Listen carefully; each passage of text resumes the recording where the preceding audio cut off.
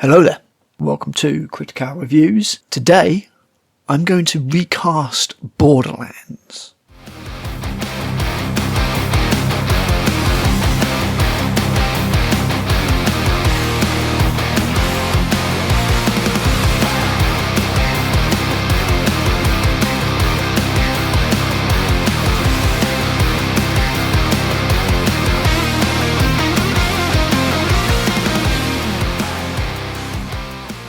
When it comes to Borderlands, which is one of the more lambasted and laughable video game adaptations of late, it's fair to say that among the narrative problems, the script problems, hell, the visual effects and direction problems, one of the biggest issues with the Borderlands movie was the casting. So what I'm going to do is I'm going to introduce you to the characters of Borderlands as they are in the games, and I'm going to give you a better example of an actor that I think could play that role. Now bear in mind, these are totally fantasy castings. I'm not making any allowances for budget. I'm not making any allowances for whether or not the actor is maybe going to consider themselves too big for the role. These are just what I think would have worked. So let's start with the star of the show, Lilith.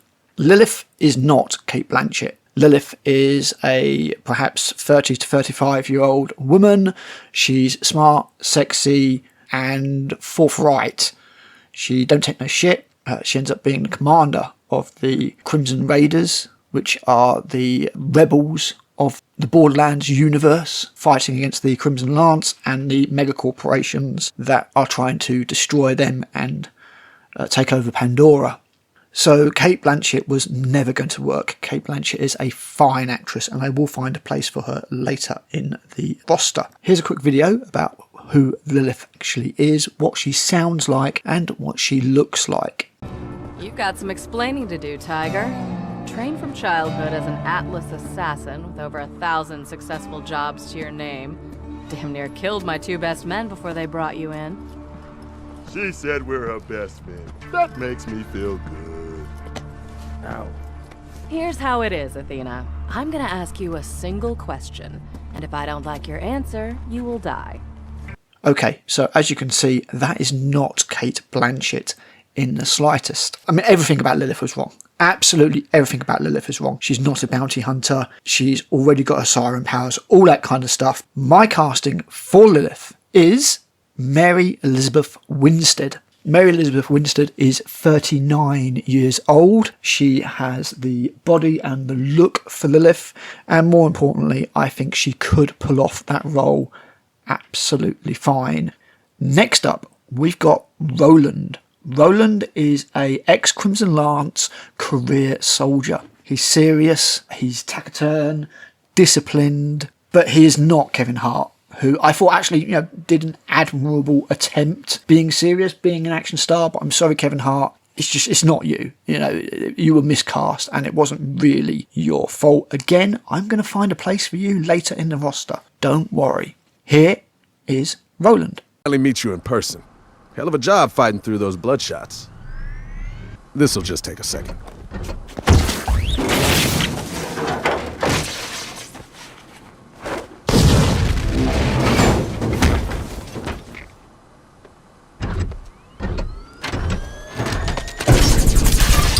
The vault Jack's looking for isn't an alien prison or a cache of weapons.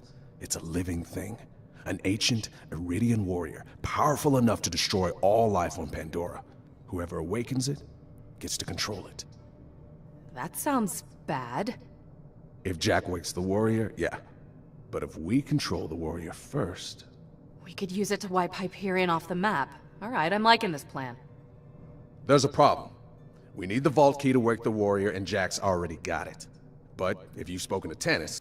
Okay, so as you can see, that is absolutely not Kevin Hart. My choice for Roland in Borderlands is Jamie Foxx. Jamie Foxx could pull off Roland, absolutely no problem at all. I would also take as a backup Anthony Mackie, although he's busy with Marvel. Jamie Foxx, I think, would do a great job as Roland, much better. And you've already got a solid pair of actors to base your film around. Next up, Claptrap. Claptrap is more or less as portrayed in the film, if I'm being completely honest with you. In the games, basically acts as your guide. He is annoying, he has lots of off-the-wall, off-kilter dialogue, and he is, quite frankly, a pain in the arse. And here is Claptrap for you to have a look and see what he's like. Finally found another Claptrap! Yeah! He's dead. Keep your wits about you, minion. This glacier's run by a bandit named Captain Flint. The jerk kept me as his torture plaything for a few months. We played games like Dodge the Blowtorch and Don't Get Dunked into the Pool of Acid. I was really good at the first one. And he exploded. Oh well.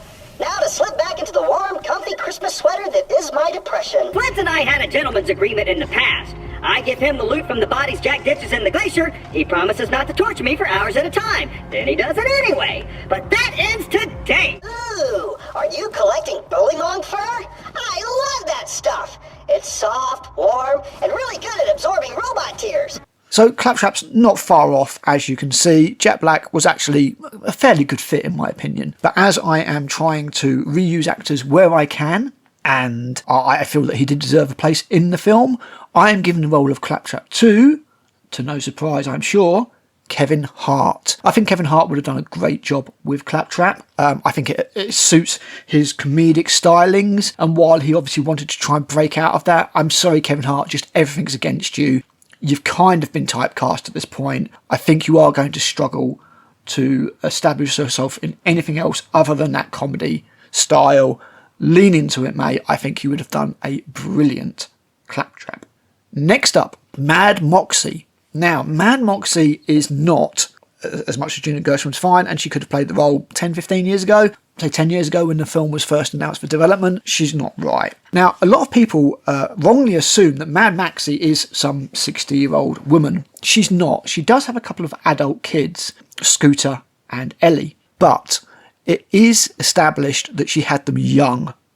And although she's certainly been around the houses a little bit, she's not as old as people think she is. I would say that Mad Moxie is probably around about mid-40s, maybe 50. She's certainly not 60-odd. She's certainly not looking to collect her bus pass. Here is Mad Moxie.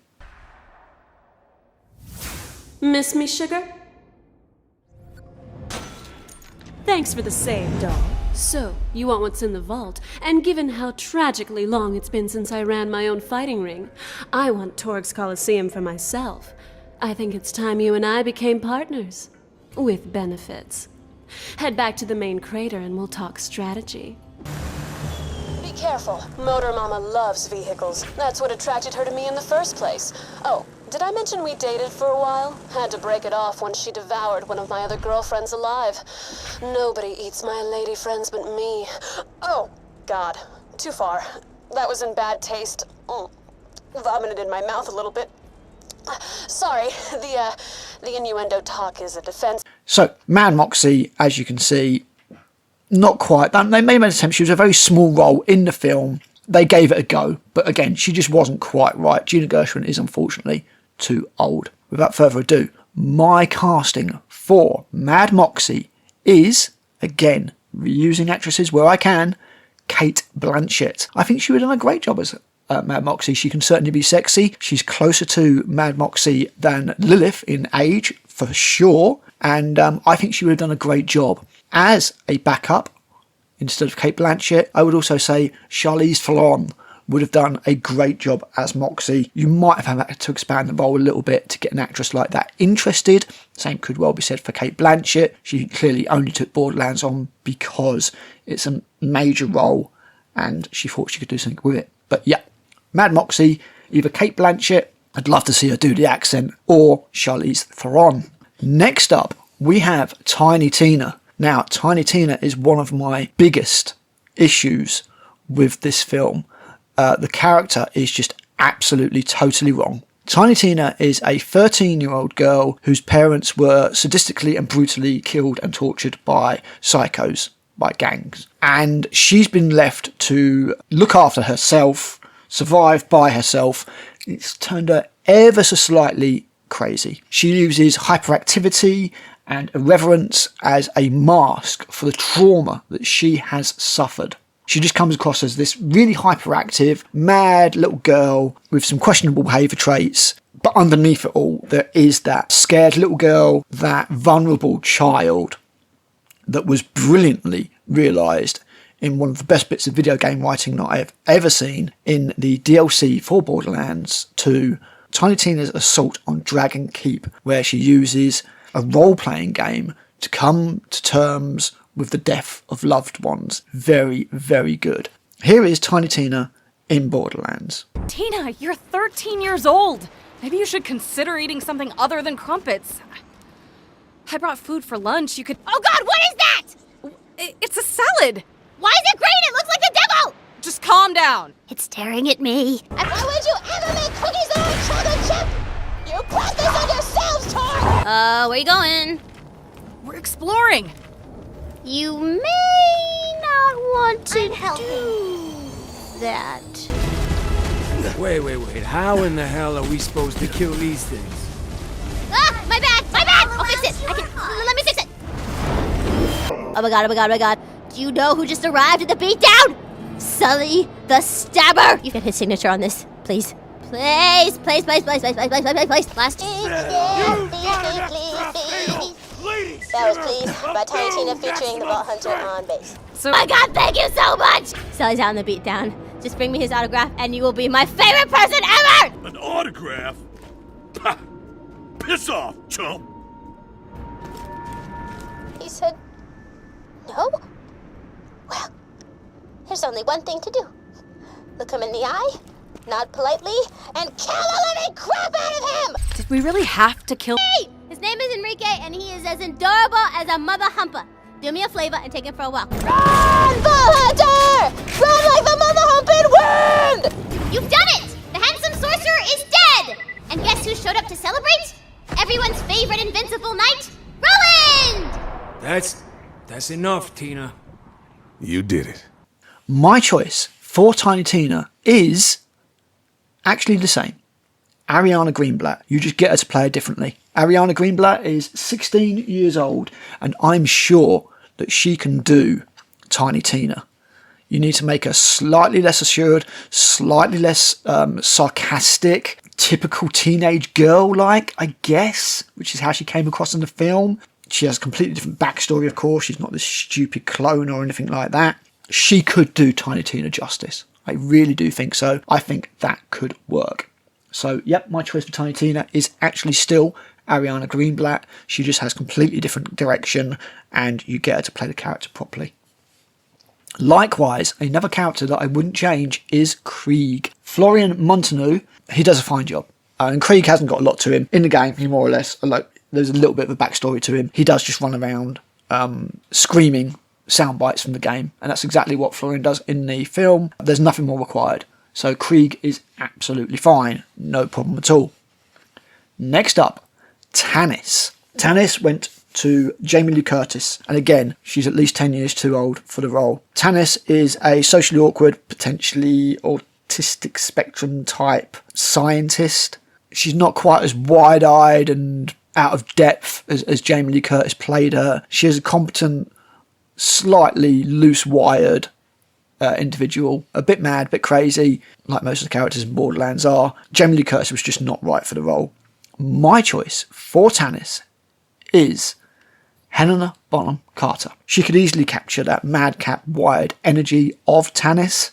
She's not a great deal younger than Jamie Lee Curtis, but I certainly think she could look younger. So I think Helena Bonham Carter would do a great job as that role. And that's Borderlands Recast. Everything else I think was more or less alright, and the problems that I have with the film elsewhere are very much issues of writing as opposed to any casting issues. The film was just bollocks from the ground up, to be honest. But I am going to just throw a couple more out there castings of characters that weren't even in the film but probably should have been. 1. Brick. This is obvious. It's The Rock. It's Dwayne Johnson. Would he accept this role? I don't know, probably not, but I don't care. It's my casting. So, yep, The Rock would be great for Brick. The lovable, great big sort of muscle guy. And I think Rock's comedic timing, Dwayne Johnson's comedic timings, could have done some good stuff with that. And the other one, personal fan favourite character of mine, of Borderlands is the snarky, withdrawn, sarcastic, grumpy, perpetually grumpy character of Mordecai. My choice for Mordecai, Matthew McConaughey. I think he would do a great job and would add some much needed male energy, making it slightly more balanced, I think, because there was definitely a feminine skew to this film. And again, although Kevin Hart did his best, he wasn't really providing it, and Krieg didn't have enough of a role to do so. So anyway, that's my recasting Borderlands. Let me know what you think down below. If you've got any similar ideas, please chuck them in. It's not like we're ever going to see a sequel to this film or see the IP revisited, so let your imaginations go wild. I'll be back with another video soon. Thanks for watching. I've been Critic.